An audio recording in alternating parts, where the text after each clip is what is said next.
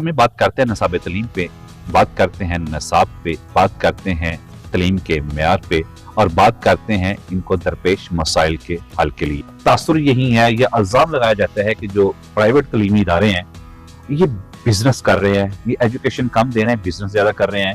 اگر private sectors میں ہر ادارہ یہ بزنس نہیں کر رہا، کسی حد تک 20% آپ کہہ سکتے ہیں کہ بزنس کیا جا رہا ہے، ہم بزنس نہیں کر رہے۔